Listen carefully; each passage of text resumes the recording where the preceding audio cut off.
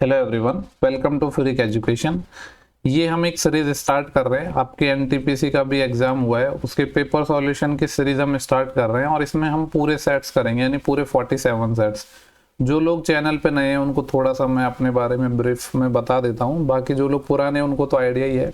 Generally मैं अभी SSC के जितने भी पेपर्स होते हैं उनके पेपर सॉल्यूशन करवाता हूँ। अभी मैंने कुछ वन शॉट सीरीज भी स्टार्ट की हुई है, पर जब मैंने चैनल स्टार्ट किया था तो सबसे पहले मैंने रेलवे के पेपर सॉल्यूशन करवाना स्टार्ट किया था। जब मैंने चैनल स्टार्ट किया था तो आपका एनटीपीसी का जो लास्ट एग्जाम था, ठीक है, एनटीपीसी 2019 का, वो वाला पेपर सॉल्यूशन करवाए थे। मेंस के मैंने पेपर सॉल्यूशन करवाए थे, टोटल सारी लेवल्स के करवाए थे। 21 वीडियोस मैंने डाले थे और इवन इन वीडियोस पे बहुत अच्छा रेस्पॉन्स भी आया था और अब तक भी लोग इनको रेगुलर देख रहे हैं। पर बाद में ये हुआ कि रेलवे के लगातार वैकेंसी आई नहीं, तो फिर उतना मैं कंसिस्टेंट नहीं रह पाया और एसएससी के मैं वीडियोस बनाने लग गया था। रीजनिंग के भी मैंने करवाए थे आपको इसमें, और जो साइको टेस्ट होता है आपके, उसके भी मैंने 5-6 वीडियोस बनाए थे। इन पे भी अभी भी काफ़ी व्यूज आते रहते हैं। और बाकी अभी रिसेंट में मैंने वन शॉट सीरीज एक स्टार्ट की है। देखो, ये ऐसा नहीं है कि सिर्फ एसएससी के लिए इम्पोर्टेंट है। मैथ्स कोई अलग तो होती नहीं है, जो एसएससी के लिए होती है वही रेलवे के लिए होती है, ठीक है। ऐसा तो है नहीं कुछ अलग होती है, बस क्वेश्चंस का लेवल थोड़ा बहुत कम ज़्यादा हो जाता है, बाकी बहुत ज़्यादा कुछ डिफरेंस नहीं है। और हाँ, जिन लोगों ने लास्ट जो मेंस का पेपर देखा होगा एनटीपीसी का, वैसा ही सिमिलर पेपर आपका प्री में पूछा गया है और काफ़ी रॉन्ग क्वेश्चंस भी पूछे गए। तो इस वीडियो में हम सेट 1 स्टार्ट कर रहे हैं और टोटल 47 सेट्स करवाऊंगा मैं, ठीक है। देखो, ये मैं आपको गारंटी नहीं दूंगा कि इतने दिन में ये वीडियोस में प्रोवाइड करवा दूंगा, लेकिन कोशिश करूंगा जितनी जल्दी हो सके उतना करवा दूं। दूसरा, आपके रेस्पॉन्स पे भी डिपेंड करता है कि कितना अच्छा रेस्पॉन्स आता है, क्योंकि अभी करंटली मैं इनकम टैक्स डिपार्टमेंट में वर्किंग हूँ और थोड़ा टाइम निकालना थोड़ा सा मुश्किल होता है। तो अगर रेस्पॉन्स अच्छा आएगा तो और थोड़ा मैं ज़्यादा टाइम निकालने की कोशिश करूँगा। बाकी वीडियोज़ रेगुलर चैनल्स में मैं प्रोवाइड करवा रहा हूँ, ठीक है। तो जो लोग मेंस की तैयारी कर रहे हैं वो ये वन शॉट सीरीज देख सकते हैं। टॉपिक वाइज है ये, हर एक टॉपिक का मैंने पूरा डिटेल्स में कॉन्सेप्ट्स बताए हैं, क्वेश्चंस प्रैक्टिस करवाए, ये काफ़ी हेल्पफुल होंगे। बाकी ये जो आपके एनटीपीसी के जो भी 47 सेट्स हैं, ये तो हेल्पफुल होने ही है। पीडीएफ के लिए आपको टेलीग्राम चैनल ज्वाइन कर लेना है, इसी नाम से है, फ्रीक एजुकेशन से, यही सेम आपको लोगो मिल जाएगा। बाकी लिंक है वो डिस्क्रिप्शन बॉक्स में मैं डाल दूंगा और हर एक कमेंट सेक्शन में भी वो आपको पिन मिलेगा, ठीक है। तो सेशन को स्टार्ट करते हैं आई थिंक। बाकी और ज़्यादा कुछ डिटेल जाननी हो तो डिस्क्रिप्शन बॉक्स में देख लेना, ठीक है। अगर कोई डाउट हो तो भी मैं लास्ट में बताऊंगा कि आप कहाँ कॉन्टेक्ट कर सकते हो। चलो स्टार्ट करते हैं। अगर सेशन पसंद आता है तो कमेंट कर सकते हो।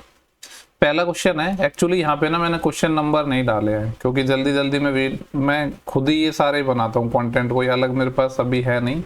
तो क्वेश्चंस नंबर जो उसमें थे ना, आपको पता है कि एनटीपीसी में 1 से 100 तक क्वेश्चन आते हैं, तो क्वेश्चन नंबर मैंने 1-2 ऐसे नहीं करा। अगली वीडियो में कोशिश करूंगा कि ये मैं क्वेश्चन नंबर को ये ऑर्डर चेंज कर दूं, 1-2 करके वैसे डाल दूं, बट अभी मैंने ये चेंज नहीं किया है तो इसी में चलने देते हैं। तो पहला क्वेश्चन स्टार्ट करते हैं। यहाँ पे मैंने आंसर भी हाईलाइट किया है, उसका रीजन ये है हाईलाइट करने का, एक्चुअली मैं हाईलाइट नहीं करना चाहता था पर बहुत सारे क्वेश्चंस गलत भी आए हैं, तो इससे आपको पता भी चलेगा कि ये तो एनटीपीसी ने आंसर दिया था जबकि एक्चुअल आंसर ये है, तो उससे गलत क्वेश्चन भी आपके हो जाएंगे। ये सेशन स्टार्ट करते हैं, ठीक है। पहला क्वेश्चन है, बोल रहा है फाइंड द, और एक चीज और बता दूं, सारे क्वेश्चन मैंने बाइलिंगुअल लिए हैं तो उसका कोई प्रॉब्लम नहीं रहेगा। फाइंड द वैल्यू ऑफ के की वैल्यू हमसे फाइंड करवा रहा है और बोल रहा है if the quadratic equation this and this have both roots common, यानी कॉमन रूट है। कॉमन रूट है मतलब कि सेम रूट है। आपको पता है कोई भी क्वाड्रेटिक इक्वेशन की जो स्टैंडर्ड फॉर्म आपको पता होगी, ax² + bx + c = 0 होता है। अब बोल रहा है कि हमसे कि उनके रूट कॉमन हैं और k की वैल्यू फाइंड करवा रहा है। देखो, k x के साथ वाले में आ रहा है, तो अगर जैसे इसके रूट्स में अल्फा और बीटा मान लो सपोज, तो आपको पता है कि सम ऑफ रूट क्या होता है किसी भी क्वाड्रेटिक इक्वेशन का? सम ऑफ रूट होता है माइनस कोफिशिएंट ऑफ x यानी b upon coefficient of x² का गुणांक क्या है? a। ये तो सम ऑफ रूट होता है। प्रोडक्ट भी अगर पूछ ले तो प्रोडक्ट क्या होता है? कांस्टेंट टर्म यानी c अपॉन x² का कोफिशिएंट a। तो बस इसी कॉन्सेप्ट का यूज करते हुए हम इस पे आंसर्स निकाल लेंगे। देखो, वीडियो थोड़ा लंबा भी हो सकता है क्योंकि मैं ट्राई करूंगा कि कॉन्सेप्ट भी आपको मैं थोड़ा समझा दूं, ऐसा ना हो कि एकदम ऊपर ऊपर से जाए। तो यहाँ पे अगर मैं ये लगाऊंगा तो पहले वाले में जब हम इसको अप्लाई करेंगे तो जैसे इसके रूट्स अल्फा और बीटा मान लेते हैं क्योंकि दोनों ही सेम है, ठीक है। इस पहले इक्वेशन के और दूसरे इक्वेशन के रूट सेम है, तो एक अल्फा माना दूसरा बीटा, तो सम ऑफ रूट क्या होगा? -x का कोफिशिएंट k अपॉन इधर x का कोफिशिएंट 2 x स्क्वायर का, ये बराबर हो जाएगा, किसके बराबर हो जाएगा, दूसरी इक्वेशन में। दूसरी इक्वेशन में सम ऑफ रूट क्या होगा, माइनस x का कोफिशिएंट 4 अपॉन x स्क्वायर का कोफिशिएंट क्या है 3। यानी इन दोनों इक्वेशन को सॉल्व करूंगा तो आपको पता है माइनस से माइनस कैंसिल हो जाएगा, k जब निकालूंगा तो 2 इधर मल्टीप्लाई में चले जाएगा, तो कितना आ जाएगा आपके पास 8/3। तो 8/3 इसका सही आंसर हो जाएगा, जो कि ऑप्शन नंबर पहला है। बोल रहा है कि दो समपूरक कोण है, सप्लीमेंट्री एंगल है। आपको पता है सप्लीमेंट्री एंगल या समपूरक कोण क्या होते हैं, जिनका सम 180 डिग्री होता है, और कॉम्प्लीमेंट्री क्या होता है, जिनका सम 90 डिग्री होता है। तो इनका सम 180 डिग्री है। बोल रहा है कि एक कोण है छोटे कोण से 28 ज्यादा है। देखो बेसिक तरीके से लोग क्या करते हैं, x मानेंगे, एक दूसरे से 28 ज्यादा है इस तरीके से मानेंगे, ये सब फर्जी तरीके हैं, ये थोड़ी ना करने हमें। आप एक बात बताओ, 180 को हमें बांटना है। बोल रहा है कि जो बड़ा कोण है छोटे से 28 ज्यादा है। भैया जब छोटे से 28 ज्यादा है तो बड़े को पहले 28 दे देते हैं ना, कि भाई तुम 28 ले लो और खुश रहो। अब तो बराबर ही हो गई ना, 28 उसको हमने पहले ही दे दिया, तो बचा हुआ क्या है, 180 था जिसमें से 28 में इसको दे चुका, तो अब बचेगा कितना, 152 डिग्री बचेगा। अब चूंकि 28 इसको मैंने पहले ही दे दिया, तो बचे हुए को दोनों में बराबर बांट देते हैं। 152 का आधा करोगे तो आपको पता है 76 डिग्री आएगा, यानी 76 इसको दे दिया और 76 इसको दे दिया हमने, तो ये आपके एंगल हो जाएंगे। हमसे पूछा क्या है, छोटा कोण बताना है, छोटा कोण क्या होगा 76। ऑप्शन नंबर पहला हो जाएगा। इससे बेटर तरीका हो ही नहीं सकता इस सवाल का, कोई बता ही नहीं सकता है। नेक्स्ट सवाल देखते हैं, ठीक है। बाकी आप ऐसे कर सकते थे कि मान लो एक को आप x मान रहे हो, दूसरे को y मान रहे हो, या अल्फा बीटा मान लो कि अल्फा प्लस बीटा बराबर ये अल्फा माइनस बीटा, ये 180 हो जाता, ये वो 28 हो जाता। मुझे छोटा एंगल निकालना है यानी बीटा निकालना है, तो बीटा कैसे निकलता है, दोनों को घटा के 2 का भाग, और अल्फा कैसे निकलता है, दोनों को जोड़ के 2 का भाग। पर वो सब तरीके नहीं अपनाने हैं, ठीक है, जहां जरूरत एटलीस्ट ना हो वहां तो नहीं अपनाने हैं। नेक्स्ट क्वेश्चन है आपका सिंप्लीफिकेशन का है। यहाँ पे देखो ये क्या है आपका 5832 की पावर 1/3 है, यानी क्यूब रूट है, और क्यूब रूट एटलीस्ट 30 तक तो आपको याद होना चाहिए, अगर नहीं है तो 58 32 होता है आपका 18 का क्यूब, तो ये 18 आ जाएगा क्योंकि पावर 1/3 है। और ये क्या लिखा है 10 लिखा हुआ है 4 टाइम, यानी 10 की पावर 4 हो गई है, और उसकी पावर फिर 1/4 है, तो 4 से 4 कैंसिल हो जाएगा, यानी 10 बचेगा ये, तो ये हो जाएगा 18/10 इंटू यहाँ क्या है 5/24 और इंटू में 78। इसको सॉल्व करना है हमें, तो यहाँ पे क्या होगा देखो 5 से जाएगा 2 टाइम, ठीक है, 6 से काट लेते हैं, 6 चौके 24 और 6 तिया 18। और क्या कर सकते हैं हम, 2 से इसको काट सकते हैं, या इस 4 को रहने देते हैं, इस 2 से काट लो, ये 2 से ये 39 टाइम कट जाएगा। फिर भी आप देख रहे हो इधर 3 है, इधर 39 है, यानी ये 117 आ रहा है, डिवाइड बाई 4 आ रहा है, ठीक है। 13 तो नहीं आना, और वैसे भी ये एग्जैक्ट वैल्यू होनी चाहिए थी, यानी ये जो क्वेश्चन है ये क्या आपका रॉन्ग क्वेश्चन है। यहाँ पे कुछ तो डाटा में इन्होंने गलती करी है, तो ये पहला क्वेश्चन है जो रॉन्ग क्वेश्चन है, और ऐसे कई सारे क्वेश्चन आएंगे जो रॉन्ग मिलेंगे। इसमें 2-3 क्वेश्चन इस शिफ्ट में रॉन्ग पूछे गए हैं, ठीक है। तो ये भी यार एक बड़ी प्रॉब्लम होती है कि ये लोग इतने रॉन्ग क्वेश्चन डाल देते हैं, तो उससे कहीं ना कहीं रिदम बिगड़ता है स्टूडेंट का, बट क्या कर सकते हैं, जो है वो है। क्वेश्चन नंबर 23 है, बोल रहा है कि सुनील का वेतन है 15% घटाया और बाद में 10% बढ़ाया। देखो अगर आपको कोई भी डाउट आ रहा है ना किसी भी टॉपिक में, तो अभी मैंने टॉपिक वाइज सारे चैप्टर्स करवाए, अर्थमेटिक में काफी सारे चैप्टर करवा दिए। वन शॉट वीडियो के नाम से एक मैंने सीरीज स्टार्ट किया, किसी भी टॉपिक में डाउट हो ना वहां उठा के देख लो, ठीक है। क्योंकि अगर आप लोगों ने, वैसे तो सब लोगों ने अगर प्री निकाला है, मेंस की तैयारी करोगे तो सबको नॉलेज होगी कि कौन सा क्वेश्चन कैसे होगा। फिर भी क्योंकि हर कोई अलग अलग जगह से पढ़ता है, तो थोड़े बहुत कॉन्सेप्ट ऊपर नीचे हो जाते हैं, डिफरेंट हो जाते हैं, बाकी सेम ही होते हैं कॉन्सेप्ट, बहुत ज्यादा कोई वेरी नहीं करते। तो अब जैसे ये वाला सवाल है जिसको मैं कई तरीके से सॉल्व करवाता हूँ, आपको आते भी होंगे मेथड। जैसे एक तो क्या अपना सिंपल जो फॉर्मूला है a + b + ab/100, यानी 2 चीजों में सक्सेसिव लगाने का, उससे कर सकते हो, ठीक है। या फिर इसी को मैं रेशियो मेथड से भी बताता हूँ, और मैंने ये भी आपको बताया था कि कब कौन सा मेथड लगाना है। आपको रेशियो मेथड लगाना है जब परसेंटेज क्या हो, अच्छी परसेंटेज हो। अच्छी परसेंटेज से मतलब क्या है, अच्छी परसेंटेज से मतलब है कि आपकी जो परसेंटेज है वो इजीली आपकी सॉल्व हो जाए, ठीक है। गुड परसेंटेज हो, गुड परसेंटेज मतलब जैसे 10% 20% ऐसा डाटा हो जिसको हमें सॉल्व करने में कोई प्रॉब्लम ना है, उनको हम अच्छी परसेंटेज बोलते हैं, तब हम रेशियो मेथड लगाते हैं। अदरवाइज ये वाला लगाते हैं, कोई भी लगा सकते हो, मैं आपको दोनों तरीके से बता देता हूँ, कोई प्रॉब्लम नहीं है। जैसे देखो रेशियो अगर हम लगाएंगे, पहले चलो इसी से देख लेते हैं। ये आपका एक यूनिवर्सल फॉर्मूला है, अगर इसमें कोई चीज़ बढ़ रही है तो उसको प्लस कर देंगे, घट रही है तो माइनस कर देंगे। बोल रहे पहले 15% घटा है यानी -15 हो जाएगा, फिर 10% बढ़ा है यानी +10 हो जाएगा। अब प्लस माइनस तो माइनस हो जाएगा, 15 गुणा 10/100। हालांकि वर्बली हो जाते हैं ये सवाल, ठीक है। ये फर्स्ट शिफ्ट में आपको थोड़ा डिटेल में करवा रहा हूँ, बाकी एग्जाम ओरिएंटेड ही मैं आपको सॉल्व करवाऊंगा। -15 + 10 तो -5 आएगा, और ये कितना आएगा 1.5 और आएगा, तो -5 और 1.5 यानी आंसर कितना आ जाएगा 6.5%। 6.5% यानी ऑप्शन नंबर आपका सी हो जाएगा। रेशियो से बता देता हूँ मेथड 2। पहले क्या है 15%। अब आपको पता होना चाहिए कि 15% 3/20 होता है। अगर परसेंटेज में कोई प्रॉब्लम है तो जाके वीडियो देख लेना वन शॉट। पहले क्या हो रहा है घटा रहे हैं, यानी ओरिजिनल 20% था, 3 घटा रहे हैं हम, तो 3 घटा रहे हैं मतलब 17। फिर 10% बढ़ा रहे हैं, 10% तो आपको नींद में भी पता होता है कि 10% होता है 1/10, और बढ़ा रहे हैं इसको, मतलब 10 से क्या हो जाएगा 11। 1/10 मतलब 10 पे 1 बढ़ा रहे हैं, यहाँ पे 20 पे 3 घट रहा था। तो अब इसको सॉल्व करेंगे तो आप क्रॉस में ऐसे काट सकते हो, बट कुछ कट तो यहाँ पे रहा नहीं है, तो ये आ जाएगा 200, और ये आ जाएगा 17 गुणा 11, 17 एकम 17, एक कैरी, 17 एकम 17 और एक 18, 187।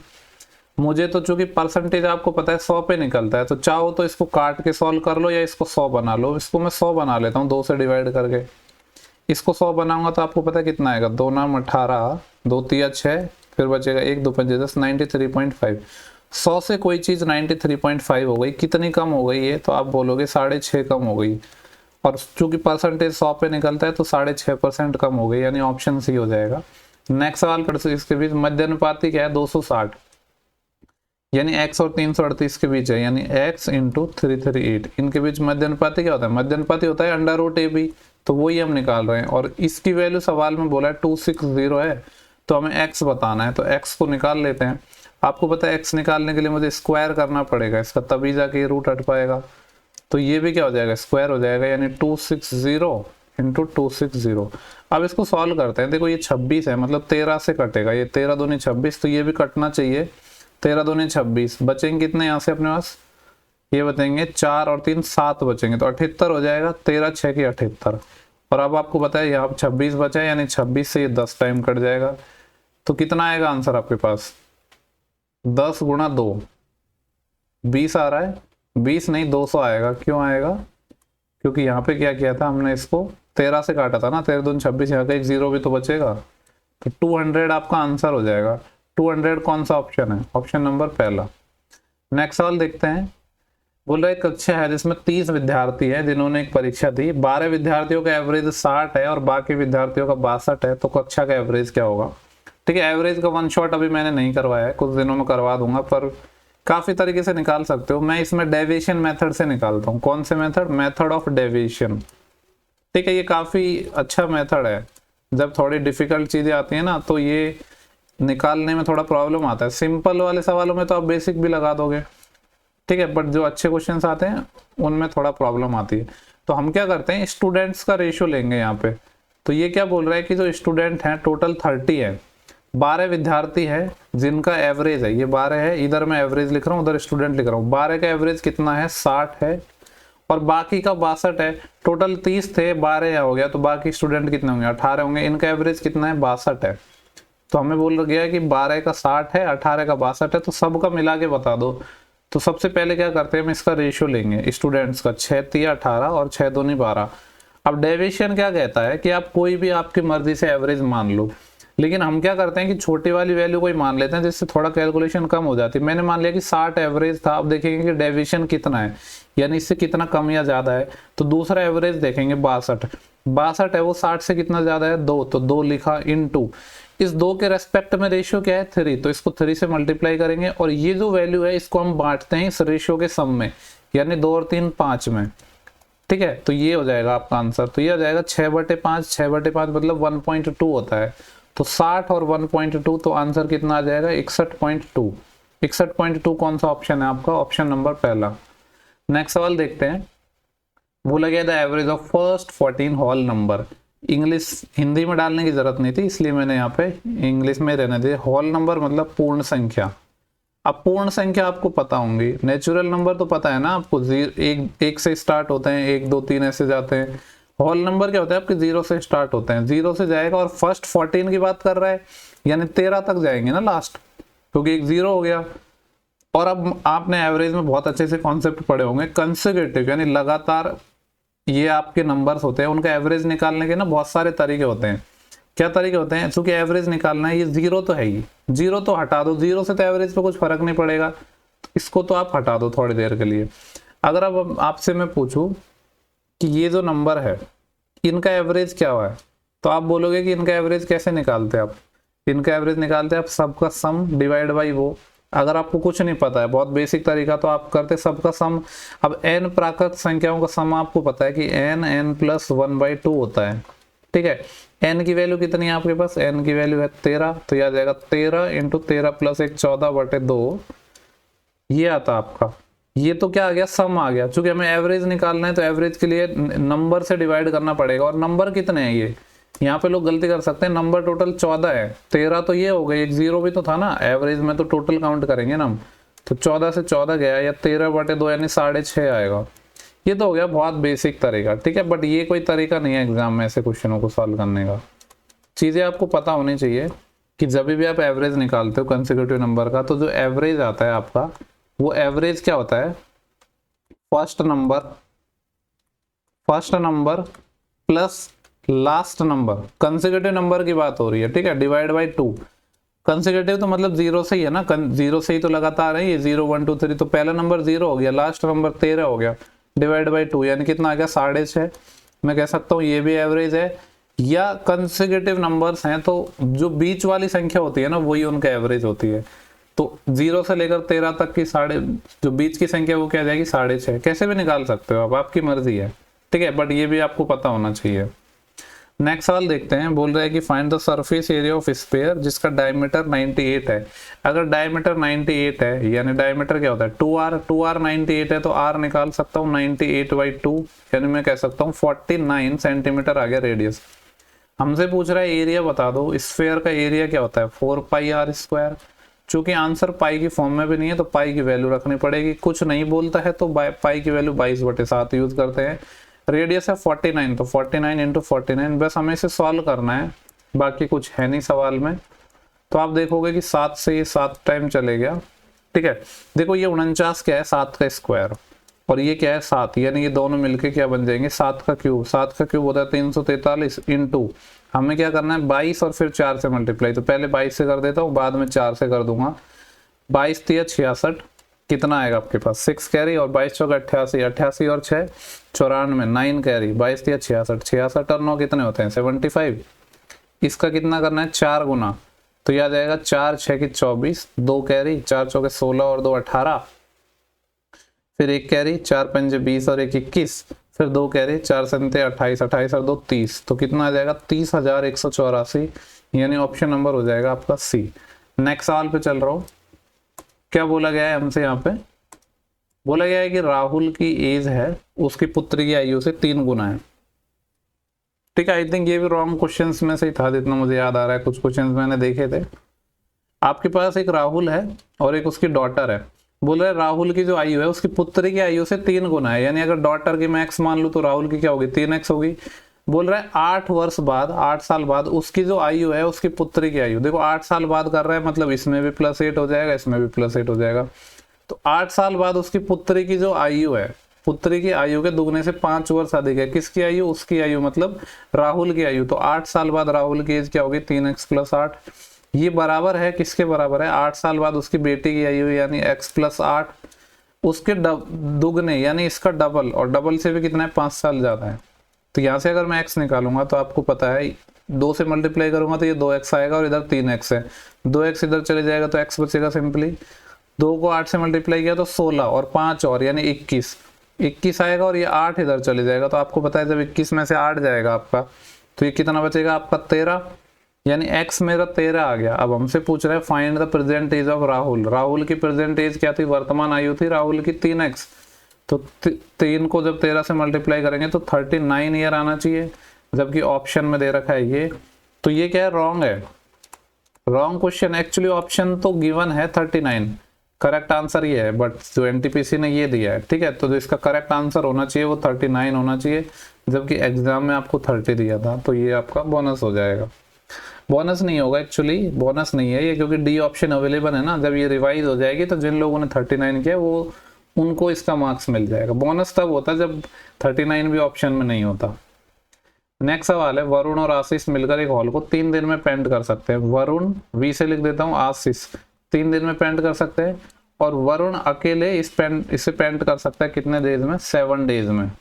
ठीक है, जस्ट ए सेकेंड, तो कहाँ थे हम? एक्चुअली बीच में कॉल आ गया था एक। ये वरुण 7 दिन में कर सकता है।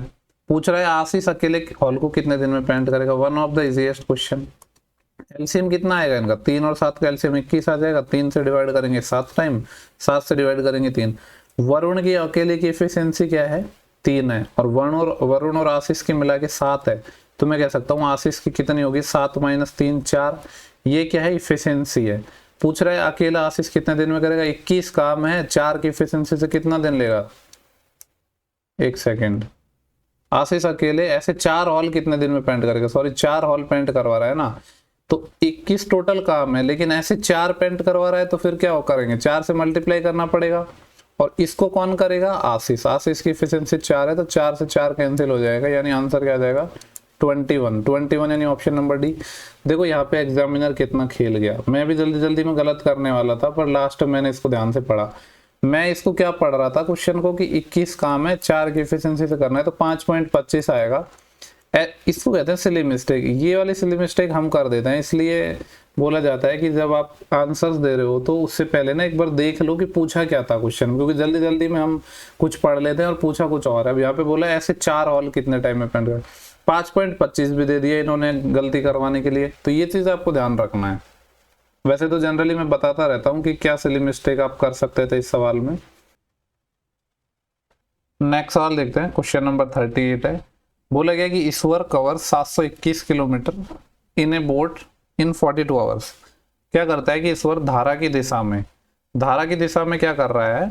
सॉरी, धारा के अपोजिट डायरेक्शन में, यानी मान लो बोट जा रही है आपकी इधर और जो वाटर का फ्लो है इधर, तो जब अगेंस्ट जाएगा तो स्पीड कम होती है, तो उसके में स्पीड क्या होगी? x - y। यहाँ पे x क्या है? बोट की स्पीड, और y क्या है? धारा की स्पीड। स्पीड होता है डिस्टेंस अपॉन टाइम, यानी 721 किलोमीटर चल रहा है कितने टाइम में? 42 टाइम में, 42 घंटे में। तो ये यहाँ से स्पीड आ जाएगी। और बोल रहा है कि सेम डिस्टेंस धारा के डायरेक्शन में जा रहा है, तो धारा के डायरेक्शन में स्पीड क्या हो जाएगी? प्लस हो जाएगी। ये क्या है? 721 डिस्टेंस है, इसको 15 घंटे लग रहे हैं यहाँ पे। बोल रहा है धारा की चाल ज्ञात करो। अभी सेम चीज मैंने बताई थी कि x + y और x - y आ जाए, और हमें x निकालना है तो दोनों को जोड़ के 2 का भाग, y निकालना है तो दोनों को घटा के 2 का भाग, यानी 2y की वैल्यू आती है। क्योंकि माइनस करोगे तो क्या आएगा? क्योंकि इसमें से ये माइनस करना पड़ेगा आपको, ठीक है, तभी तो पॉजिटिव वैल्यू आएगी।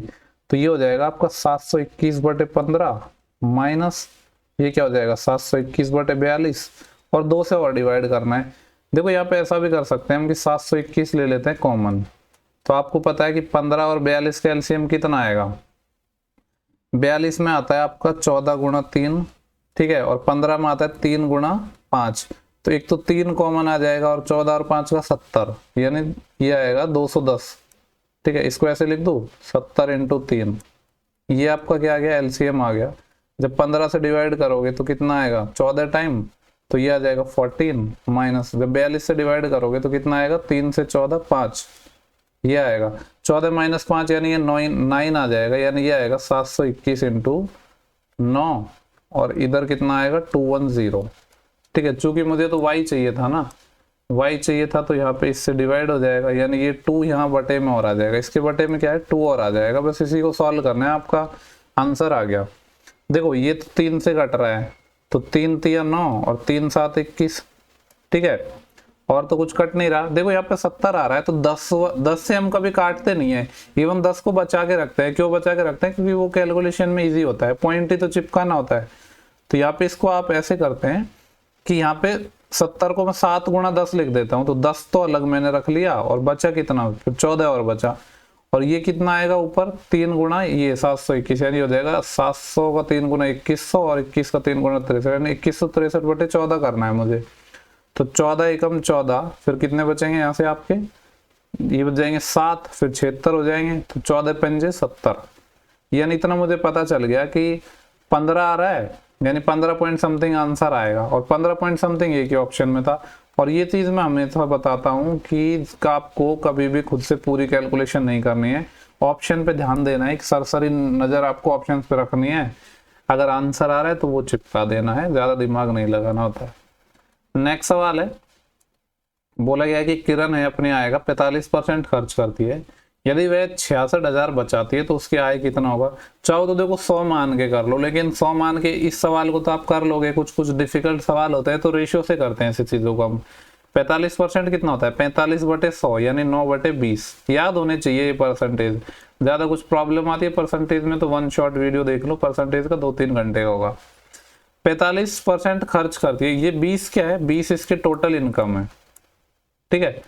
देखो कुछ लोगों ने मान लो बहुत बेसिक से पढ़े होंगे तो उनको थोड़ा प्रॉब्लम आ रहा होगा, लेकिन ये ऐसे तरीके हैं जो आपके एग्जाम में बहुत टाइम बचाते हैं। तो टोटल इनकम है 20, जिसमें से 9 क्या खर्च कर रही है, 9 वो खर्च कर रही है। आपको पता है जब 9 खर्च कर देगी 20 में से तो सेव कितना करेगी, बचाएगी कितना, 20 - 9, 20 - 9 मतलब कितना, 11 यूनिट। 11 लिख दो, ये 11 यूनिट की वैल्यू सवाल में 66,000 गिवन है, यानी 11 की वैल्यू क्या है, 66,000। तो आपको पता है ये 11 से कितना कट जाएगा, 6,000 टाइम, ठीक है। ये हो गया आपकी 1 की यूनिट की वैल्यू। हमसे पूछ रहा है उसकी आय बताना है, उसकी इनकम क्या थी, 20 यूनिट। तो क्या करना है, 6,000 को 20 से मल्टीप्लाई करना है, तो क्या आएगा, 12 के पीछे 0 चिपकेंगे, 12 के पीछे 0 यहीं चिपक रही है, और कितनी हो जाएंगी, 3 यहाँ से और 1 20 से आएगी, यानी 4, 1 2 3 4। ये क्या हो जाएगा, आपका सही आंसर हो जाएगा, बस 0 चिपकाने का ही खेल है। नेक्स्ट सवाल देखते हैं, क्वेश्चन नंबर है आपका 48। बोल रहे एक डीलर है, 63,000 रुपए प्रति डायर की दर से 2 डायर बेचता है। एक पर उसे 5% का प्रॉफिट होता है, दूसरे पर 30% का लॉस होता है। देखो यहाँ पे जो सबसे इंपॉर्टेंट लाइन है वो क्या है, ये क्या बोल रहा है कि 63,000 प्रति डायर की दर से बेचता है। इस लाइन से क्या मतलब समझ रहे हो आप, इस लाइन का मतलब क्या है, इस लाइन का मतलब है कि दोनों को 63,000 के हिसाब से बेच रहा है, मतलब दोनों का सेलिंग प्राइस क्या है, सेम है, एसपी क्या है, विक्रय मूल्य क्या है, सेम है। तो अब ये क्या बोल रहा है कि एक को बेच रहा है 5% के प्रॉफिट पर। 5% को फ्रैक्शन में कैसे लिखेंगे, प्रॉफिट है यानी सीपी और एसपी का रेशियो आएगा। 5% क्या होता है, 5% होता है आपका 1/20, तो 20 पे 1 का प्रॉफिट, तो ये आ जाएगा 20 से 21। ये पहला केस हो गया। दूसरे केस में क्या है, वो 30% का क्या दे रहा है, हानि हो रही है, उसको लॉस हो रहा है। और 30% आपको पता है कितना होता है, 30% होता है आपका 3/10। 30% मतलब 30/100, 3/10। चूंकि यहाँ पे लॉस हो रहा है मतलब 10 में से 3 कम होगा, यानी इधर भी ये सीपी और एसपी का रेशियो आएगा। तो ये क्या हो जाएगा, 10 पे 3 का लॉस, यानी 10 से 7। देखो प्रोडक्ट दो अलग अलग है, तो हम ये नहीं बोल सकते कि उनका सीपी सेम है। एक ही प्रोडक्ट की बात होती तब हम बोल सकते थे, तो सीपी सेम नहीं होगा यहाँ पे, लेकिन सवाल में बोला है दोनों का एसपी सेम है, क्योंकि 63,000 पर के दर के हिसाब से बेच रहा है। तो एसपी सेम बनाने के लिए, यानी इस 21 को और 7 को सेम बनाने के लिए इसको 3 से मल्टीप्लाई मुझे करना पड़ेगा। 3 से मल्टीप्लाई करोगे तो 3 × 2 = 30 और 3 × 7 = 21। तो ये अब रेशियो बैलेंस हो गया, यहाँ तो 21 था, इधर भी 21 बना दिया हमने। पूछ रहा है पूरे लेन देन में से कितना प्रॉफिट या लॉस हुआ है। ऐसे एक चीज और बता देता हूँ मैं आपको, ऐसे जब भी सवाल आता है और आपसे प्रॉफिट या लॉस पूछता है, तो ये जो डाटा है ना, इस डाटा की हमें कोई नीड नहीं होती है, ठीक है। इस डाटा की कोई रिक्वायरमेंट ही नहीं है हमें प्रॉफिट लॉस निकालने में। आप ये देखो सिंपली टोटल सीपी कितना है। अगर टोटल सीपी की मैं बात करूं, टोटल की, तो टोटल सीपी कितना होगा, 20 यूनिट यहाँ पे और 30 यहाँ पे, यानी टोटल सीपी 50 यूनिट है। और टोटल एसपी कितना है ये देख लो, टोटल एसपी कितना है, 21 यूनिट यहाँ पे और 21 यूनिट यहाँ पे, यानी 42 यूनिट है। 50 के सामान को 42 में दे रहे हो, ठीक है। इधर लिख दो कि एसपी, टोटल एसपी ये कितना है, 42। 50 के सामान को 42 में दे रहे हो। वैसे तो मैं सिंपली कर सकता था कि 8 पे यहाँ पे कितने 8 कम में बेच रहा हूँ, तो लॉस क्या हो जाएगा, 8/50। पर मुझे एक चीज पता है ना यार, जब परसेंटेज 100 पे निकलती है तो इसको 2 से मल्टीप्लाई कर देता हूँ ना दोनों को, इसको भी 2 से कर दिया, यानी 100 के सामान को आप 84 में दे रहे हो। 100 के सामान को 84 में दे रहे हो तो सिंपली 16% का लॉस आएगा, ठीक है। क्या आएगा, 16% लॉस। अब देख लो 16% कौन सा ऑप्शन है, डी है। क्वेश्चन है आपका 49। बोले कि एक धनराशि है जो 16% वार्षिक साधारण ब्याज और चक्रवृद्धि ब्याज के बीच में डिफरेंस गिवन है 2 साल का। देखो जो वन शॉट सीरीज मैंने स्टार्ट कर रखी है उसमें नेक्स्ट टॉपिक CISI का ही होने वाला है, और उसमें मैंने आपको काफी सारे मैं कॉन्सेप्ट बताने वाला हूँ, ये भी उसमें से एक होने वाला है। PPT वगैरह बन गई है, बस अभी वीडियो रिकॉर्ड नहीं हुआ है। तो ये आपको ध्यान रखना है। और जनरली मैंने देखा है कुछ सालों में ना 2 साल के डिफरेंस पे ही सवाल आता है। तो जब भी आपसे CI और SI का डिफरेंस पूछे, और डिफरेंस कितने साल का, 2 ईयर का, तो 2 ईयर का डिफरेंस क्या होता है, प्रिंसिपल का रेट परसेंट यानी R%, इसका भी R%। ये क्या होता है, CI और SI का डिफरेंस होता है 2 साल के लिए। बस इतना याद रखना है आपको, ठीक है। तो अगर ये आपको पता है तो आप सिंपली कहोगे कि प्रिंसिपल तो मुझे नहीं पता है, निकालना है, लेकिन रेट पता है कितनी है, 16%, 16/100 लिख दूं इंटू 16%, ये बराबर है 797 के। देखो 797 दिखा मुझे कि, तो ये किसी से कट नहीं रहा, तो ये प्राइम नंबर होगा, मोस्ट प्रॉब्ली प्राइम ही लग रहा है, चेक वेक हम नहीं करेंगे। अब ऑप्शन देखते हैं यार, देखो 31, 137 है, 133 है, थोड़े क्लोज हैं ऑप्शन, ठीक है। तो अभी हम क्या करेंगे, हमें प्रिंसिपल चाहिए होगा, तो ये क्या हो जाएगा, ये इधर मल्टीप्लाई में चले जाएगा 797, और ये कितना आ जाएगा 40, 1 2 3 4 0, और इधर है 16 × 16, ऐसे रहने देता हूँ इसको। अब एक चीज आपको पता है यहाँ पे कि 16 से ये एक बार कट जाएगा, क्यों, क्योंकि 16 का रूल क्या है, 8 का रूल क्या है, लास्ट के 3 डिजिट करें, 16 से 4, 16 का रूल क्या है, लास्ट के 4 डिजिट करें, तो 4 डिजिट तो 0 ही है, मतलब ये 16 से एक बार तो कट ही जाएगा। 16 चौके 64, बचेंगे कितने यहाँ से, आपके पास 15 बचेंगे, फिर हम 7 उतारेंगे तो 157 हो जाएंगे, 16 9 144, फिर कितना बचे यहाँ से आपके पास 13। अभी क्या उतारेंगे हम, ये वाला 0, ठीक है, ये वाला 0, तो 130 हो जाएगा, 16 × 128, तो मैंने क्या उतारा 2, फिर अभी ये वाला 0 लेंगे, तो 16 एकम 16, फिर बचेंगे 4, 40 हो जाएगा, 16 दूनी 32, फिर 8 बचेगा, 16 पंजे 80, ये आ गया। इसको वापस एक 16 से और डिवाइड करना है, 16 3 48, एक कैरी बची, ये वाला 8 उतार लेंगे, तो 16 एकम 16, फिर 2 बचा, अभी ये वाला 1 उतार लेंगे, 21 हो जाएगा, 16 एकम 16, 5 बचा, अब ये 2 उतार लेंगे यानी 52, 16 3 48, 4 बचा, अभी ये 5 उतार लेंगे, 16 3 48 ज़्यादा हो जाएगा, तो 16 दूनी 32, यानी कितना आएगा, ये आएगा आपका 31,132 पॉइंट समथिंग आ रहा है, यानी या तो आंसर होगा 31,132, या इससे एक ज्यादा होगा। अगर ये 0.5 से ज्यादा गया तो अब मैंने ऑप्शन देखा, 31,113 नहीं होगा, 31,130 भी नहीं होगा, 132 इतना या इससे बड़ा होगा, 137 नहीं जाएगा, इससे जस्ट बड़ा ही हो सकता है, होएगा तो डिवाइड करके देखा नहीं मैंने, पर 133 आ रहा है, मतलब 0.5 से ज्यादा चले जाएगा, तो यही हमें निकालना था कि अप्रोक्सीमेटली ये क्या हो जाएगा, 31,133 रुपये, ठीक है। उम्मीद कर रहा हूँ क्लियर हो गया होगा। नेक्स्ट सवाल पे हम चल रहे हैं। 2 साल का आपको ध्यान रखना है कि 2 साल का CI और SI का डिफरेंस क्या होता है, प्रिंसिपल का रेट परसेंट, ठीक है। नेक्स्ट सवाल पे चले। नेक्स्ट सवाल है कि इसकी वैल्यू हमें बतानी है, सिंप्लीफिकेशन का क्वेश्चन है आपका। देखो ये 3/8 ये 3/8 है, 1/8 है, दोनों मिलके कितने हो जाएंगे, 4/8, 4/8 मतलब 1/2, यानी पहली 2 टर्म होगी 1/2। अब यहाँ पे क्या है, वैसे इसको भी ले सकते थे हम साथ में ना, तीनों को लेते हैं ना, क्योंकि सब में नीचे 8 डिवाइड में, तो 8 तो नीचे आ जाएगा, 3 और 1 4 और 4 2 6, तो ये आ जाएगा 6/8। 6/8 का मतलब है 2 3 6 2 4 8, 3/4 आ गया ये। फिर कितना बचा है यहाँ पे, 5/16 बचा है, और माइनस का 2 बचा है, ये हमें निकालना है। तो एलसीएम ले लें, 16 एलसीएम ले लेते हैं। 4 से ये कितना जाएगा 4 टाइम, तो 4 3 12, 16 से ये 1 टाइम जाएगा तो 5, और 16 से मल्टीप्लाई में चल जाएगा तो -32। इतना तो समझ आ रहा है कि माइनस में आंसर आएगा, लेकिन सारे ही है, तो क्या आएगा ये 12 और 5 17 प्लस का है, और माइनस का 32 है, तो माइनस का 15 बच जाएगा, तो 15/16, यानी ऑप्शन नंबर क्या हो जाएगा आपका C, ठीक है। क्लियर हो गया होगा। नेक्स्ट सवाल पे हम चल रहे हैं। क्वेश्चन है आपका 54। ये बढ़िया सवाल है, ऐसे क्वेश्चंस ना काफी इंपॉर्टेंट होते हैं, तो इसको देख लेते हैं। देखो ये वाला जो सवाल है ना, ये इस शिफ्ट का one of the best question है आई थिंक, और थोड़ा सा ये इसमें एक्चुअली जो कॉन्सेप्ट भी अभी मैंने जैसे बताया था आपको, एक वीडियो जस्ट मैंने अभी कुछ दिन पहले अपलोड किया था रेशियो का, ठीक है। उसमें मैंने आपको एक ट्रिक बताई थी। कौन सी ट्रिक, जैसे ये आपका 30/15 है, फिर ये क्या है 21/11, तो मैंने आपको बोला था कि इन दोनों का डिफरेंस लो 15। बेसिक की बात नहीं कर रहा हूँ मैं, ट्रिक की बात कर रहा हूँ, लेकिन ये यहाँ पे अप्लाई नहीं हो रही, और ये काफी यूनिक सा क्वेश्चन भी मुझे लगा, ठीक है, बढ़िया क्वेश्चन है ये। इन दोनों का डिफरेंस लिया 15, इन दोनों का डिफरेंस लिया 11, फिर हमने क्या बोला था कि इसको सबसे इन दोनों का डिफरेंस 10 आएगा, फिर इसको सबसे सिंपल फॉर्म में बदलते हैं हम, सबसे सिंपल फॉर्म में बदलेंगे, मतलब 5 दूनी 10 और 5 तिया 15, 3:2 आ गया।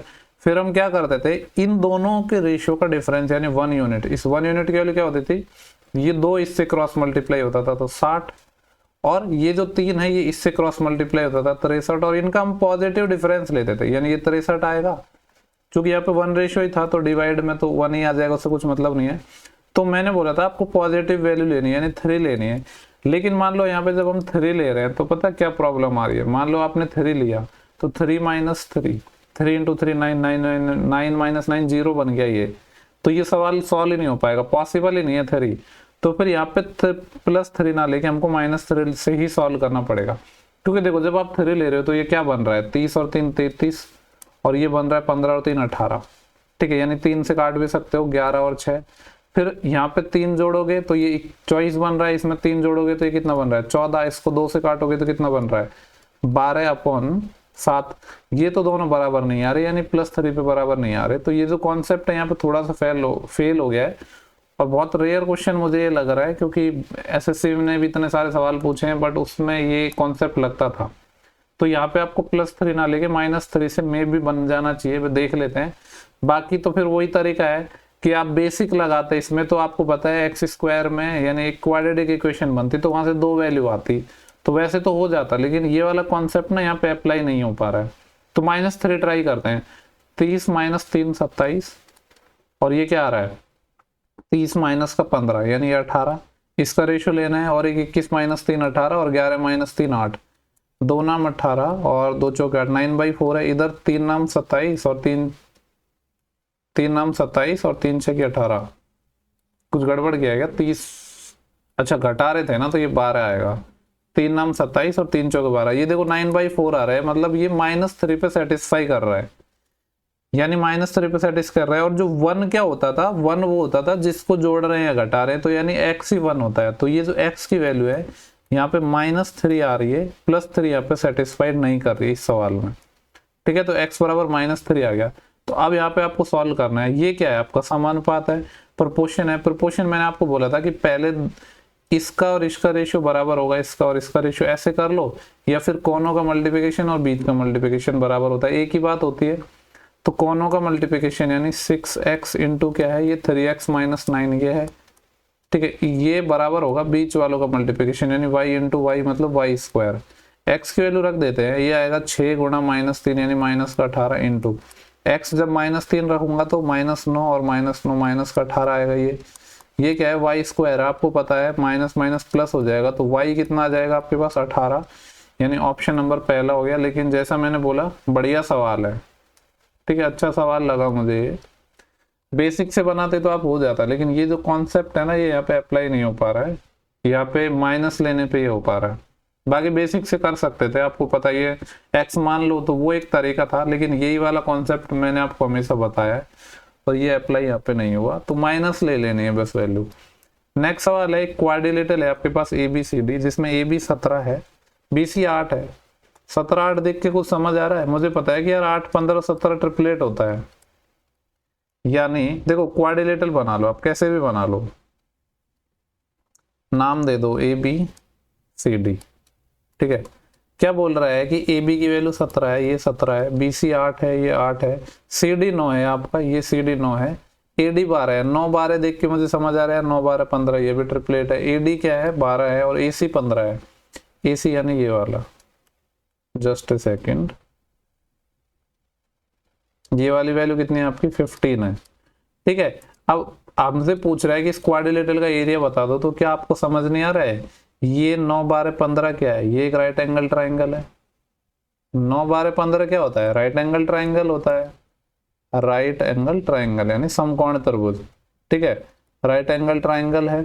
और यानी इस वाले ट्राइंगल की मैं बात कर रहा हूँ, चाहो तो आप हाईलाइट कर देता हूँ कि एक तो ये इस वाले की बात कर रहा हूँ और अब मैं इसकी बात करूंगा। इसमें भी मुझे आ रहा है समझ के यार 8 15 17 ये भी राइट एंगल ट्राइंगल है, 8 15 17 ये भी क्या है, राइट एंगल ट्राइंगल है। और राइट एंगल ट्राइंगल का एरिया निकालने का आपको पता ही है 1/2। कैसे निकालते हो राइट एंगल ट्राइंगल का, 1/2 इंटू बेस और हाइट का मल्टीप्लिकेशन, ठीक है। तो जब इस वाले का एरिया निकालूंगा तो क्या आएगा 1/2 इंटू, ये ऐसे कैसे हो कि लेग्स का मल्टीप्लाई, क्योंकि हाइपोटेनस तो आता नहीं। अब हाइपोटेनस कौन सा होगा, जो बड़ी साइड होगी वो हाइपोटेनस होगा। ये 15 है, मतलब इसके सामने ये हाइपोटेनस होगा, और वैसे ये 90 बनेगा क्योंकि राइट एंगल है ना, तो ये आ जाएगा 1/2 गुणा 9 गुणा 12, प्लस इस वाले का निकालेंगे तो इसमें आपको पता है सबसे बड़ी साइड क्या है, 17 सबसे बड़ी साइड है, तो यहाँ पे ये राइट एंगल बनेगा। ठीक है, 90 लिख देता हूँ चाहो तो, ये राइट एंगल है, तो दूसरी साइड 8 और 15 हो जाएगी आपकी, बेस और हाइट। अब कौन सा बेस है कौन सा हाइट उससे हमें मतलब नहीं है, ये 8 हो जाएगा, ये 15 हो जाएगा, इसी को सॉल्व करना है आपको। ये 2 से जाएगा 6 टाइम, ये 2 से जाएगा 4 टाइम, तो कितना आ गया, ये 9 6 की 54 और 15 चौके 60, 54 और 60 कितने हो गए आपके पास, 54 और 60 जोड़ोगे तो 6 5 11 यानी 114, तो 114 इस सवाल का सही आंसर हो जाएगा, ऑप्शन नंबर बी है। ठीक है, ये भी ठीक ठाक सवाल है। नेक्स्ट सवाल देखेंगे, बोल रहा है कि find the duration in which ₹1200 will amount rupees इतना एट रेट ऑफ 4%। बोल रहा है कि वो अवधि या समय ज्ञात करना है जब 1200 रुपए है, 4% साधारण ब्याज की दर से 2280 हो गए। तो मैं यहाँ से निकालूंगा सिंपल इंटरेस्ट कितना आया, तो आप बोलोगे कि 2280 था आपका क्या अमाउंट, जिसमें प्रिंसिपल था कितना 1200, तो आप बोलोगे ये कितना आ गया 1200 और ये कितना 1080, 1080 क्या है आपका साधारण ब्याज है, सिंपल इंटरेस्ट है, डायरेक्ट लिख दो क्या, सिंपल इंटरेस्ट है आपका 1080। ठीक है, ऐसा ही बराबर क्या होता है PRT/100, प्रिंसिपल है 1200, रेट है 4% और टाइम हमसे पूछ रहा है और डिवाइड बाई 100। सॉल्व कर लेते हैं, देखो 00 से ये 00 चली जाएंगी, और ये कितना आ रहा है आपका 12 से काटोगे तो 12 9 108 यानी 90 आ गया। टी निकालना है तो 4 से काटेंगे तो 22 चौके 88 होते हैं, और 2 और बचेगा, 2/4 मतलब क्या आएगा 0.5 और आ जाएगा, मतलब 22.5 टाइम ये कट जाएगा, तो 22.5 साल इसका सही आंसर हो जाएगा। ठीक है, उम्मीद कर रहा हूँ क्लियर हो गया, क्योंकि ये तो बहुत बेसिक सा सवाल था। नेक्स्ट सवाल पे हम चल रहे हैं, ये आंसर हो जाएगा 22.5। नेक्स्ट सवाल है क्वेश्चन नंबर 61, बोल रहा है एक विक्रेता ने 1 रुपए में 7 नींबू खरीदे। अभी जो मैंने प्रॉफिट लॉस का वीडियो करवाया था उसमें मैंने ये कॉन्सेप्ट बताया था। ठीक है, बेसिक इसका काफी डिफिकल्ट होता है, तो मैंने आपको एक ट्रिक बताई थी, तो जो भी वन शॉट मैंने करवाया ना वो देख लो, आपके लिए बहुत ज्यादा बेनिफिशियल होंगे। ट्रिक मैंने क्या बताई थी कि ऊपर सिर्फ रुपए आता है, बाकी सारी चीज नीचे आते हैं। कैसे, बोल रहा है कि 1 रुपए में तो 1 रुपया लिखा, कितने नींबू खरीदे 7, वो नीचे लिखेंगे। खरीद रहा है, देखो ये 7 नींबू इसने खरीदे, और इधर क्या बोल रहा है 75% का हमें प्रॉफिट चाहिए। कोई भी चीज खरीद रहा है तो अपने आप में वो 100% होगी, तो यहाँ लिखते हैं 100%। बोल रहा है 75% लाभ कमाना है, 75% लाभ कमाना है तो 175 लिखेंगे। ठीक है, तो बोल रहा है 1 रुपए में कितने नींबू बेचे, ऊपर 1 रुपया आ गया, कितने नींबू बेचे, यहाँ पे 7 नींबू खरीदे, मान लो x नींबू बेचे, यहाँ से x की वैल्यू फाइंड करनी है। तो जो आपका ट्रिक क्या है कि ऊपर रुपए आना चाहिए, ठीक है, बाकी सारी चीज नीचे आएंगी। तो इसको काटा पीट कर लेते हैं थोड़ी सी, तो आप देखोगे कि 25 चौके 100 और 25 इंते 175 और 7 से 7 चले गए। मुझे तो x चाहिए ना, तो ऊपर तो 1 1 है यानी x बराबर 4 आ गया। सवाल में यही हमसे पूछा गया था कि वैल्यू ऑफ x बता दो, तो वो कितना आ जाएगा 4। नेक्स्ट सवाल देखते हैं, क्वेश्चन नंबर 64 है, 2 समपूरक कोण है, सप्लीमेंट्री एंगल है, 2 सप्लीमेंट्री एंगल पे क्वेश्चन आ गए। बोला कि 2 समपूरक कोण में बड़ा कोण है छोटे कोण से 50 डिग्री अधिक है। चाहो तो देखो ऐसे भी निकाल सकते थे, जैसे आपको पता है कि कोई भी 2 चीज को आप कैसे बांटते हो, मुझे पता है कि जो सप्लीमेंट्री एंगल क्या होते हैं, जिनका जो सम है वो कितना होता है 180 डिग्री। अब ये 180 डिग्री को कैसे बांट रहा है, ये बोल रहा है कि एक कोण है, जो बड़ा कोण है छोटे से 50 ज्यादा है, जो बड़ा कोण छोटे से 50 ज्यादा है, तो मैं इसको बोलूंगा कि यार 50 तुम पहले ले लो ना, तो 50 तुम मैंने दे दिया, बाकी बचे हुए को इक्वल इक्वल बांट दो। 180 में 50 दे दिया, तो अभी कितना बचा 130, उसको इक्वल बांट दो, यानी 65 इसको दे दिया और 65 इसको और दे देंगे हम, 65 ये दे दिया।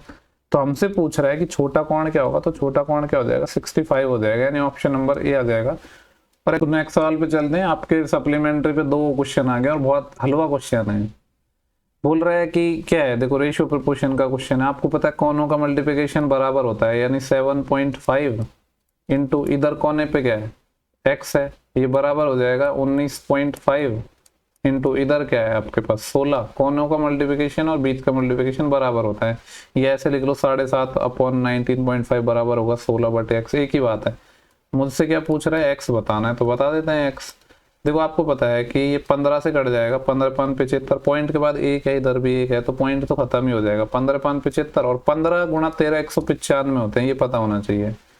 अब मुझे क्या करना है, 5 से और काटना है ना इसको, तो 5 से इसको काट देते हैं, 5 3 15, फिर बचेगा 1/5 मतलब 0.2, तो 13 का 3.2 गुना करना है, तो 13 का 3 गुना 39 प्लस 13 का 0.2 गुना और 26 यानी 2.6 और, तो 39 और 2 कितना आ जाएगा 41.6, ऑप्शन नंबर सी। नेक्स्ट सवाल देखते हैं, क्वेश्चन नंबर है आपका 76।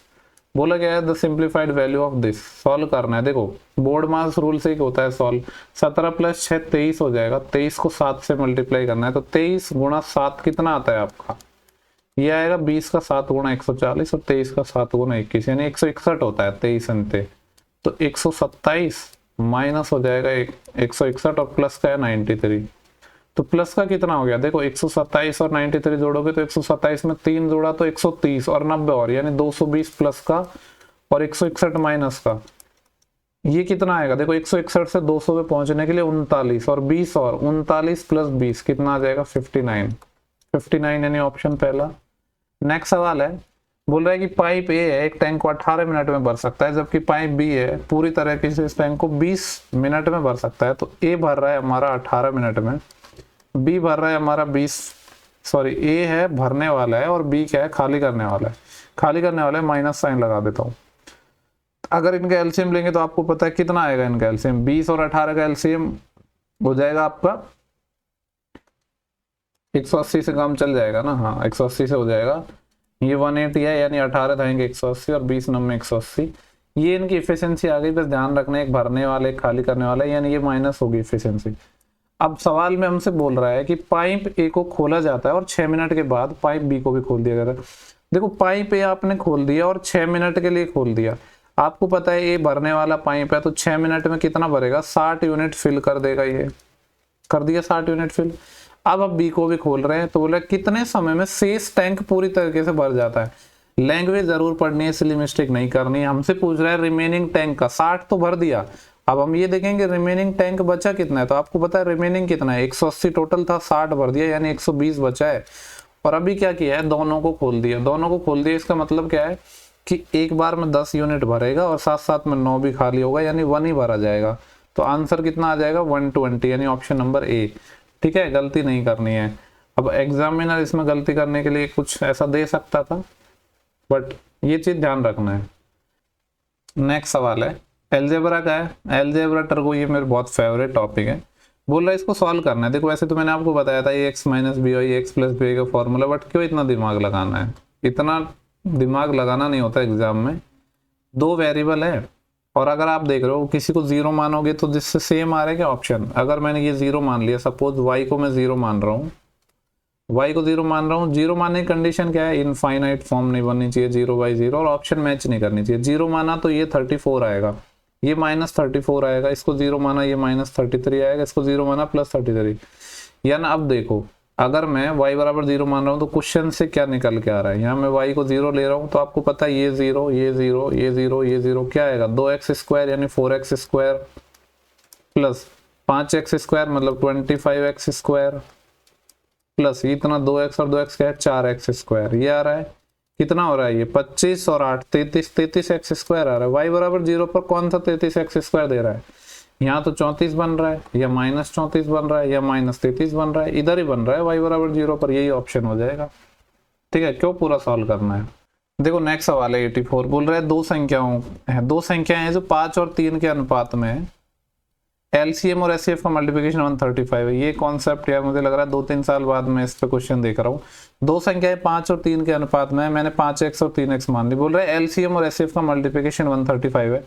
आपको पता है कॉन्सेप्ट क्या होता है कि एलसीएम और एचसीएफ का जो मल्टीप्लिकेशन होता है वो संख्याओं के गुणनफल के बराबर होता है, पता होगा, यानी एलसीएम × एचसीएफ बराबर पहला नंबर इंटू दूसरा नंबर।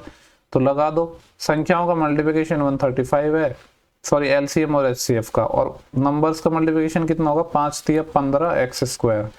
यहाँ से आप देखोगे तो x कितना आएगा, 15 से आपको पता है ये 9 टाइम चले जाएगा, x² 9 आ गया, मतलब x कितना आ गया 3 आ गया। हमसे पूछा क्या है सवाल में इन्होंने, हमसे पूछ रहा है एलसीएम और एचसीएफ के व्युत्क्रम यानी रिवर्स का सम बताना है।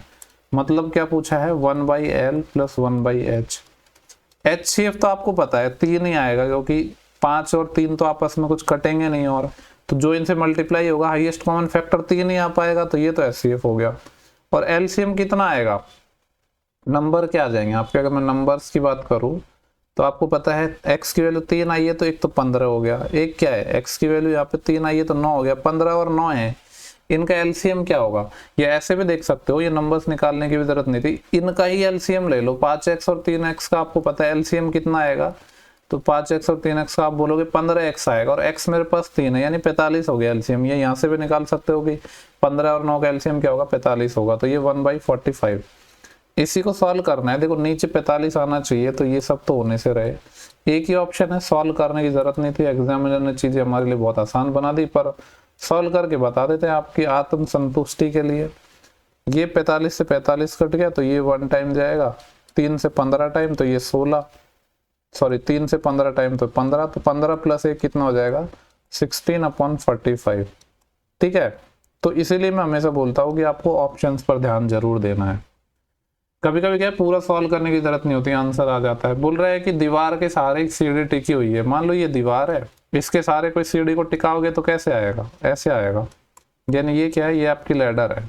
ठीक है, ये टिकी हुई है, क्षैतिज ग्राउंड के साथ थीटा कोण बनाती है। ये क्षैतिज के साथ थीटा कोण बना रही है, मतलब ये वाला एंगल, ये बेस हो गया, क्षैतिज हो गया, इसके साथ थीटा कोण बना रही है हॉरिजॉन्टल के साथ। किस तरीके से बनाती है कि tan थीटा 15/8। tan थीटा पता है आपको क्या होता है, tan थीटा होता है लंब बटे आधार, हिंदी की भाषा में। इंग्लिश में क्या बोलेंगे, लंब मतलब परपेंडिकुलर, आधार मतलब बेस। और मैंने आपको बताया था एंगल के सामने हमेशा परपेंडिकुलर होता है, यानी थीटा के सामने परपेंडिकुलर होगा, लंब होगा, तो ये 15 हो जाएगा, बेस 8 हो जाएगा। अगर इसकी जरूरत पड़े तो निकाल सकते हो, 8 15 17 ट्रिपलेट होता है। क्या पूछ रहा है हमसे, यदि दीवार से सीढ़ी के शीर्ष की ऊंचाई, दीवार से सीढ़ी का शीर्ष, सीढ़ी का टॉप कौन सा है, ये वाला, और दीवार क्या है, ये ऊंचाई, यानी इस ऊंचाई की बात कर रहा है। ये कितनी है, 30 मीटर है, यानी इस 15 यूनिट की वैल्यू 30 मीटर है, तो मैं कह सकता हूँ ये कितना टाइम है, दुगुना है, 2 गुना है। हमसे पूछ रहा है तो सीढ़ी के पाद की लंबाई बताने, दीवार से सीढ़ी के पाद, सीढ़ी का पाद क्या होगा, जो सीढ़ी का फुट होगा ये, और दीवार से लेंथ बतानी है, यानी ये वाली लेंथ पूछ रहा है, मतलब 8 की वैल्यू पूछ रहा है, तो 8 की वैल्यू डबल हो जाएगी, 1 की वैल्यू डबल थी ना, 15 की 30 थी, 2 गुना थी, तो इसकी भी क्या हो जाएगी 2 टाइम, तो 16 is the correct answer. Next सवाल देखेंगे 88। बोल रहा है एक आदमी को 7 घंटे में 519 किलोमीटर की दूरी तय करनी है, यदि वह इस दूरी का 2/3 पार्ट, 2/3 भाग 5/7 समय में तय करता है, तो शेष दूरी शेष समय में तय करता है, तो पूछ रहा है कि उसकी स्पीड कितनी होनी चाहिए। देखो बहुत इजी क्वेश्चन है, टाइम बोला गया है कि टाइम कितने लगते हैं, उसको ओरिजिनल 7 घंटे लगते हैं, और जो डिस्टेंस कवर करनी थी वो 519 करनी थी, 519 उसने कवर करी 7 घंटे में। अब आगे क्या बोला कि वह इस दूरी का 2/3 चल लिया उसने। अब जब 2/3 चल लिया तो मैं आपसे पूछूंगा कि डिस्टेंस कितनी बचेगी, 1/3 बचेगी ना, 2/3 तो चल लिया, यानी 519 का मुझे 1/3 चलना है सिर्फ। और कितने टाइम में चलता है, वह इस दूरी का 2/3 भाग चलता है 5/7 समय में। 5/7 किसका, ओरिजिनल का, ओरिजिनल पहले 7 था, 7 का 5/7 अगर आप निकालोगे तो आपको पता है क्या आएगा, 5 घंटे, यानी 5 घंटे में चला ये। जब 5 घंटे में ये चल लिया तो आपके पास रिमेनिंग टाइम कितना बचा। आप अगर रिमेनिंग टाइम की मैं पूछूं तो आप बोलोगे 2 घंटे बचे, क्योंकि टोटल 7 थे, 5/7 मतलब 5 घंटे चल रही है, यानी इसके पास 2 आवर बचे। हमसे पूछ रहा है स्पीड क्या होनी चाहिए, आपको पता है स्पीड बराबर होता है डिस्टेंस अपॉन टाइम। ये तो डिस्टेंस हो गई, टाइम का भाग देना है, टाइम हमारे पास है 2 घंटे।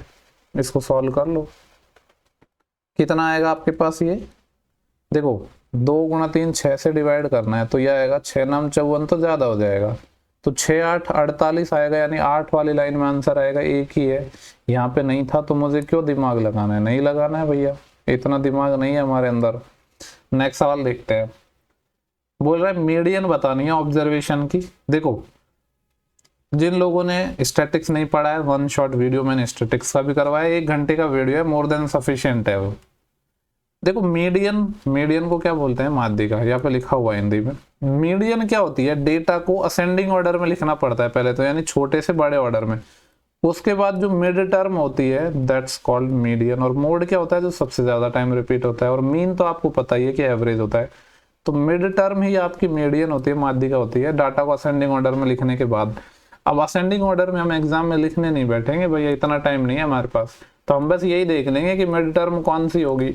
तो मिड टर्म कौन सी होगी, इसके लिए हमें ये तो देखना पड़ेगा ना कि टोटल नंबर ऑफ टर्म कितनी है। तो कितनी है आपके पास, 3 और 3 6, 6 और 3 9, 9 और 2 11, 11 टर्म है, 11 टर्म है। और अगर आपसे मैं पूछूं बीच में क्या है तो क्या हो जाएंगे। देखो कुछ लोग कैसे रटते हैं इसको, इवन मैंने जो वीडियो है उसमें ऐसे बताया भी है, पर फिर मैंने ऐसे बताया कि रटना कुछ नहीं, आपको बताया यार 11 टर्म है तो 5 5 इधर छोड़ दो ना, 5 5 क्या बीच में छोड़ दो, यही तो मिड टर्म होगी, यानी 5 के बाद क्या 6 टर्म हो जाएगी।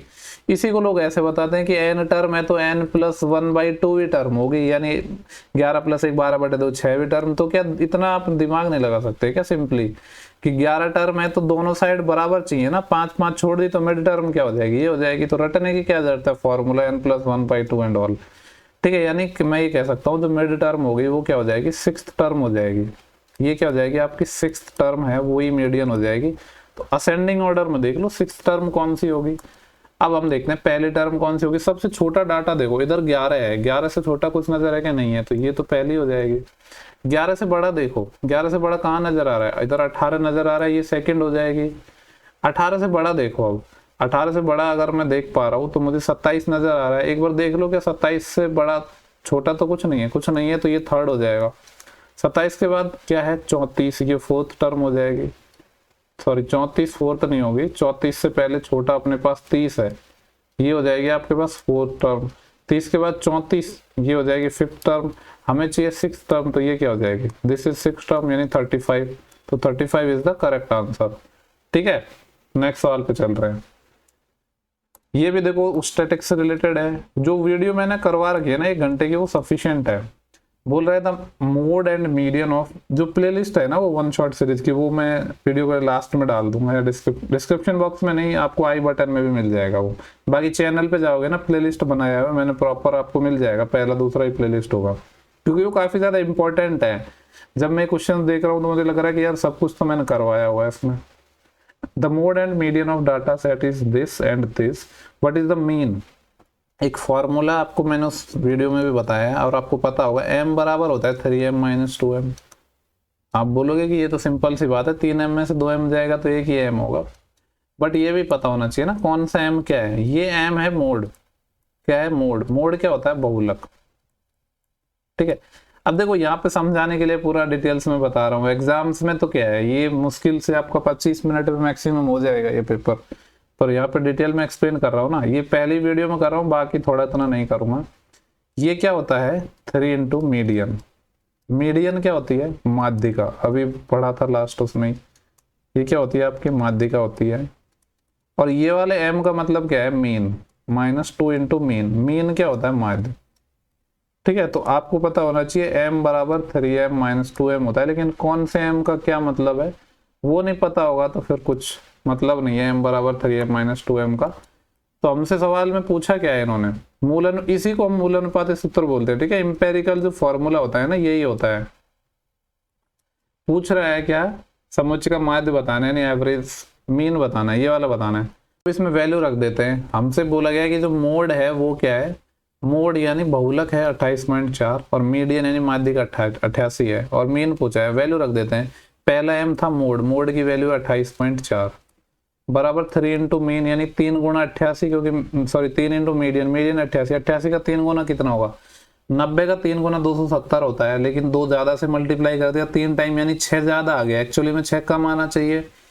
तो 90 का 3 गुना 270, 270 से 6 कम यानी 264 आएगा एक्चुअली में, -2 × मीन, मीन को x मान लेता हूं मैं, यानी मुझे x चाहिए, तो x क्या आएगा आपको पता है 2x बराबर आ जाएगा, ये है 264 और इसमें से ये 28.4 माइनस हो जाएगा, तो ये कितना आ जाएगा आपको माइनस करोगे तो 6, यही कैरी बढ़ जाएगी, 14 में से 9 गए 5, यही कैरी बढ़ जाएगी, और 26 में से 3 गया तो कितना आएगा आपके पास, 26 में से 3 गया तो 23, ठीक है।